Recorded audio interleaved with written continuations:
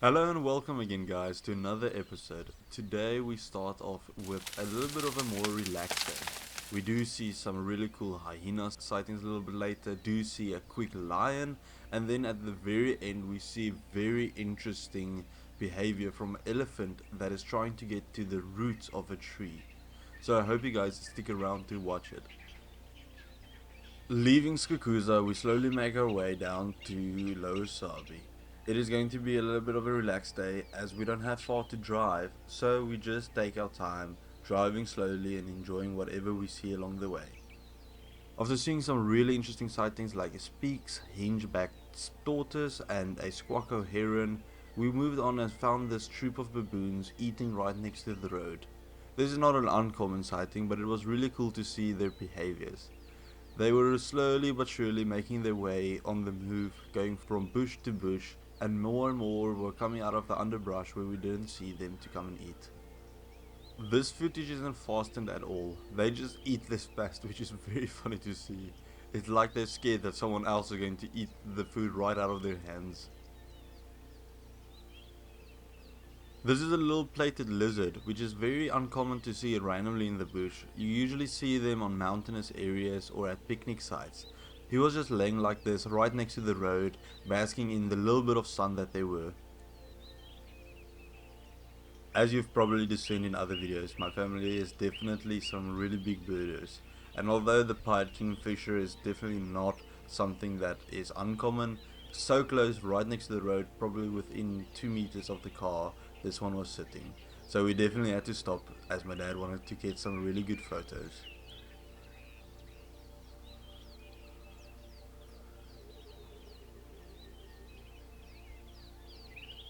Since today was very cloudy, the animals were definitely feeling it as well.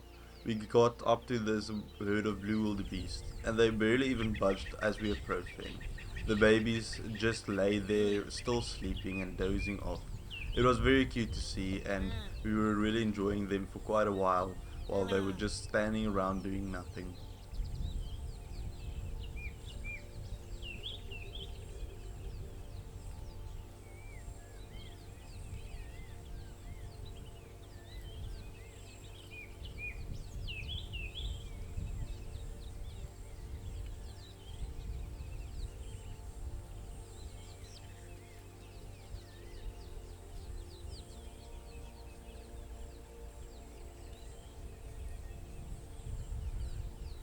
Some people believe that the Bluewildebeest definitely earned their spot in the Ugly Five, which, I don't really understand that much. Yes, they do look derpy and they have a very unusual face, but I think they're super cute, especially the babies. They just look like you want to cuddle them and say, it's alright, it's okay, as they look from side to side, not really being able to look at you directly.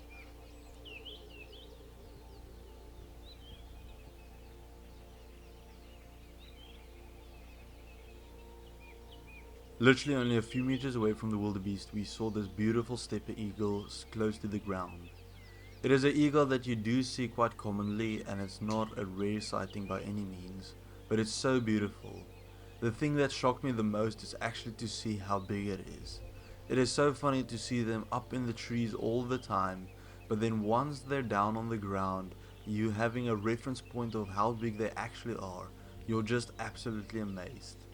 He or she is definitely a beauty and I was so happy to be able to see this beautiful sighting. After driving on for a bit, we saw this amazing sighting.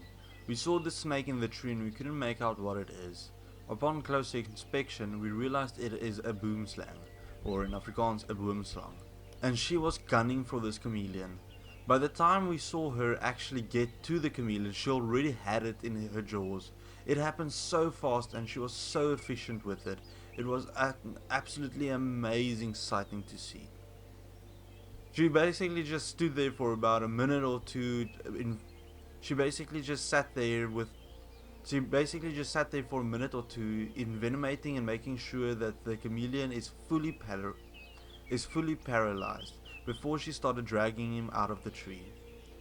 Although we didn't see a lot of her as she started consuming it, she basically just dropped to the bottom of the tree into the bushes where no other creature can see her, and probably just swallowed the whole chameleon whole. It was really amazing, and it's not something you see quite often, but it was so amazing to see how lightning fast she is, how agile she is in the treetops, and just exactly how scary her venom actually can be.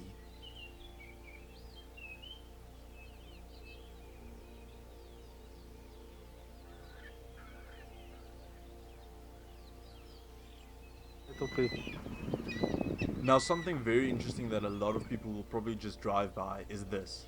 This looks like a heap of just poo or just dirt, but it is actually a rhino midden or a rhino toilet. It is a place that rhinos usually communally use to go and defecate. For a lot of the rhino bulls, they also use this as territory markers and scent markers to let other rhinos know that they are in the area. This midden was found in dense bush, so that will likely mean that it is a black rhino, since they like the underbrush.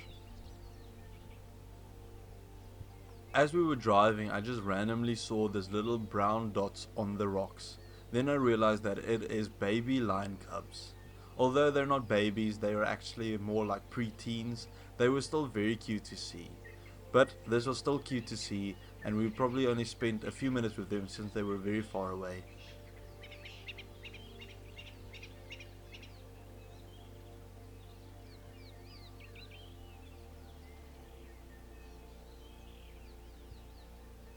A funny little scene we came across was this too. This was a little drongo that was not happy with this eagle sitting in his tree. Usually this means that the drongos have a little nest nearby or something like that, but regardless, it is very funny to see. He was very mad and definitely wanted him to get out of his space, so he would go up into the air and then dive bomb him, probably scratching him if not only hitting him, trying to deter the predator to go away. An eagle like this doesn't stand a chance at catching the drongo, but nonetheless the drongo wants him out of the area. Here we found some hyenas with some very interesting behavior. As you can see, there's a lot of sniffing around on the genital parts. Now the thing is, this is not a female and a male sizing each other up. This is most likely two females. And the thing is, a lot of people don't know this, but female hyenas also have a penis-shaped genital part. It's called a pseudopenis. It is basically a pseudopenis and a pseudoscrotum. This is the enlarged labia and the enlarged vagina of a hyena. So you can really, by just visual aid, see if it's a female or a male. The only other clues you can have is if they have swollen nipples, like these two have, so these are both probably females that are raising young and having to suckle them, and if you have a female and a male next to each other, the fully grown female will be a lot larger than a fully grown male. Now, as most people do know, they live in a matriarchal society, which means that they have a lead female, a matriarch, that leads a family. And interestingly enough, most hyena dens do not allow any males to be even close nearby, just as they see them as a threat.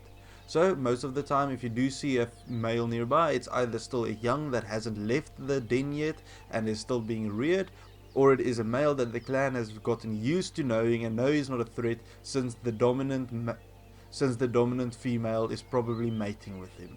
It is very interesting that they're so specific about this type of behavior that they won't even allow most males to come even near a hyena den.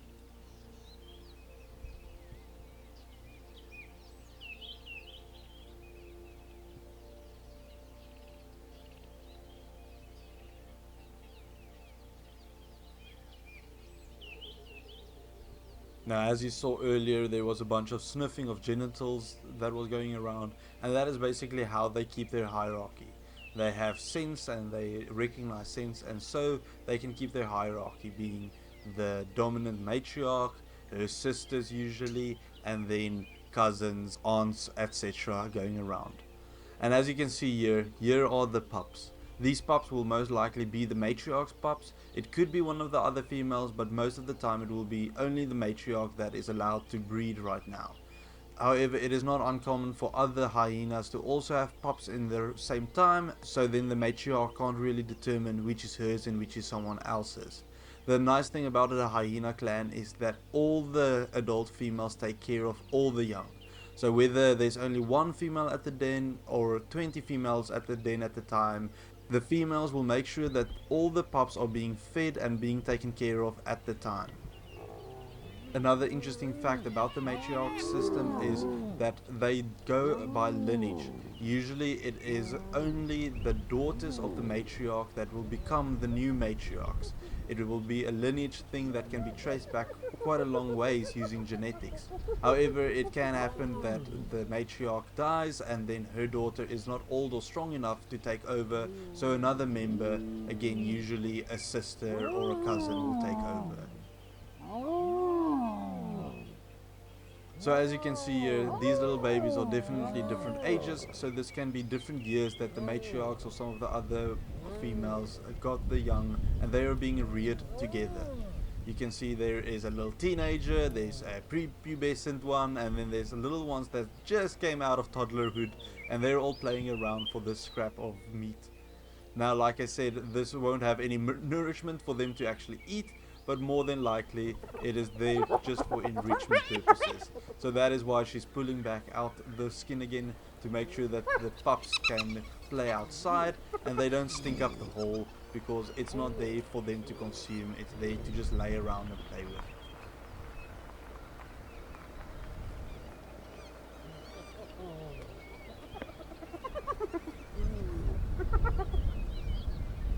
And here we see another hyena coming in, quite nervous and so forth, definitely smaller than the main big one. So this one will definitely be lower up on the food chain. It's not necessarily determined by size, it can obviously be determined by lineage again. So she can be the successor of the current matriarch, and she just falls under whoever this person is. So it is very interesting how their society works, but being so tense around the pups definitely tells me that more likely than not, this is not a high-born noble, quote-unquote, hyena. So she definitely needs to take care of herself, be aware that whatever she do will reflect badly on her status, and she might even get punished if the dominant female do decide she's a threat or something.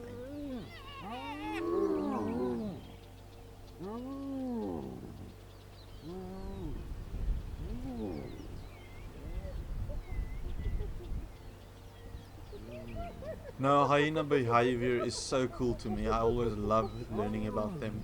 There is a man on YouTube called Kim Volheater. I've spoken about him before. He is the grandson of the infamous Harry Volheater from the Kruger National Park. And this guy, Kim, specifically does wildlife filmmaking, but at the moment he is studying a large clan of hyenas in Zambia, and it's very interesting to hear what he has to say about that. You can of course go and check out his YouTube channel. I highly recommend. Hyenas is always so cool to me to also watch. I think people have a bad reputation about them because obviously they are a little bit creepy in the dark. Their laughs are definitely a little bit of unsettling. Maybe you regard them as stinky or ugly because they're eating scavenged food, but regardless, I always feel the puppies are so cute and energetic, and once you look at their behaviors, even as the adults, they're a lot of times so playful and so funny. I really do love watching a hyena every now and again.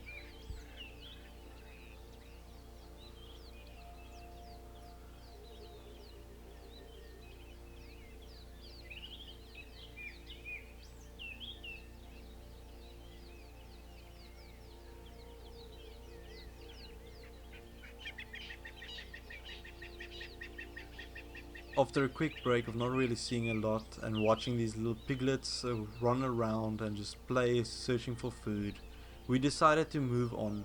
But we decided to take a little bit of a detour, one of the gravel roads, since we decided that the main road wasn't really delivering a lot more. And then we found her, a beautiful female laying right next to the road. There was a secondary female, but she was a little bit deeper in the bush, so I didn't really get a good footage of her. But this one was right next to the road. As you can see on the bottom right corner, the road starts right there. She was so patient as there was about 5 or 6 cars that was all gunning around trying to find a position on her. But she barely even budged or really cared what the people were doing. She was really just there, knocked out, sleeping the day away.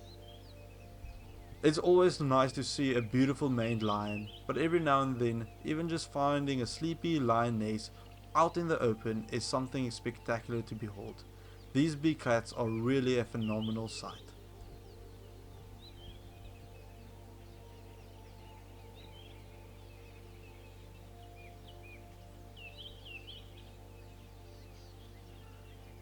A very cool sighting we saw was these 3 Batelleurs. It is the male, the female and a juvenile. Juveniles leave the nest around about 3 to 4 months after hatching, and then they become pseudo-independent, meaning they stay around the area while their parents still feed them quite a bit, but they are actually fully independent and capable of hunting for themselves. And thereafter it will take them 7 to 8 years to fully mature, one of the longest stretches of times for any raptor to reach maturity. It's a very interesting fact and very cool to see. But yeah, a tree full of Batelleurs is quite a sighting, specifically seeing the different sizes of them. The females being quite a little bit larger than the males, and then the juveniles actually being roughly the same size as the male.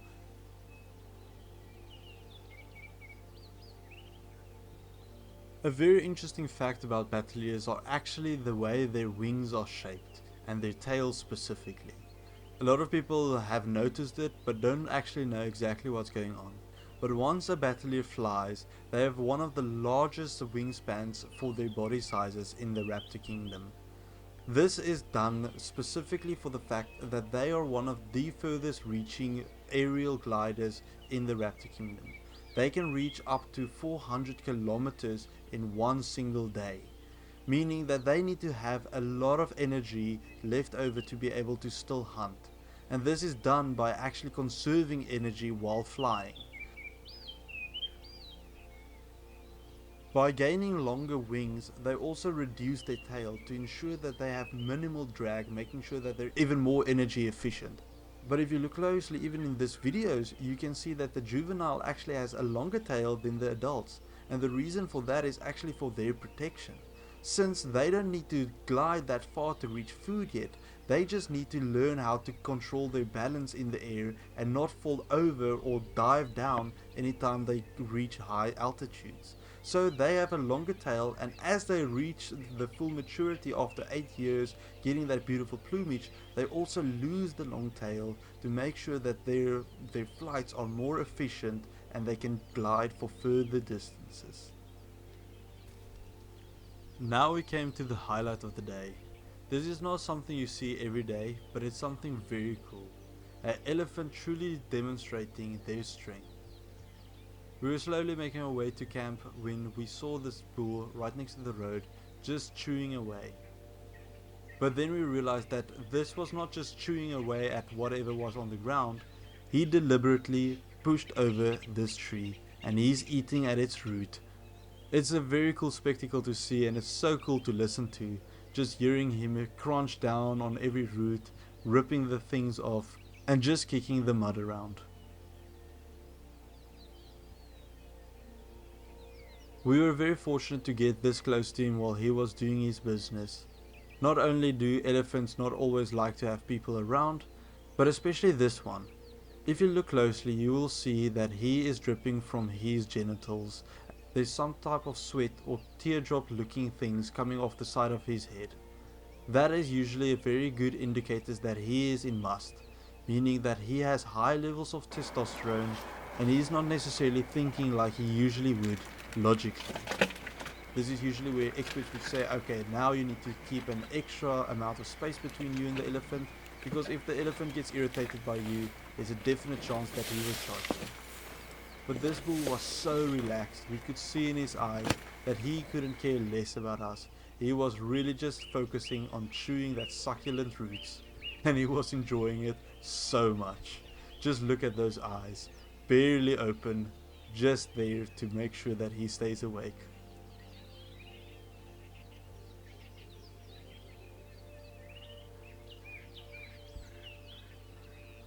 We were with this bull for about an hour. He was so relaxed and it was such an amazing experience to just watch him. If you ever get the chance to watch an elephant feed and be relaxed like this, do take the chance. But I know not all the people will have that chance when they go to the Kruger, and a lot of people just don't have the time to be in the Kruger as often as we are. So for that reason, I'm going to leave this bit a little bit more quiet.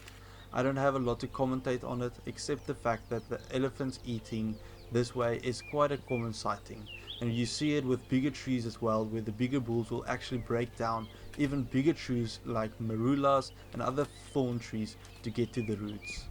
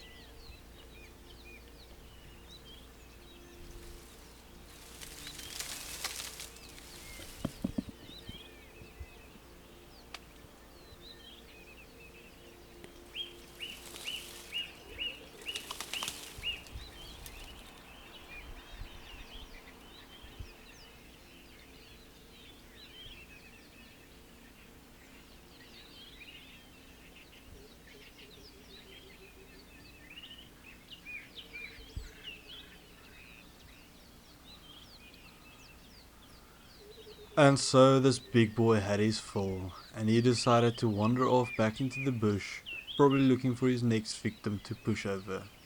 And this draws us to the end of our day, having seen some amazing sightings. The rain was coming in, and we decided to have an early retirement back to camp.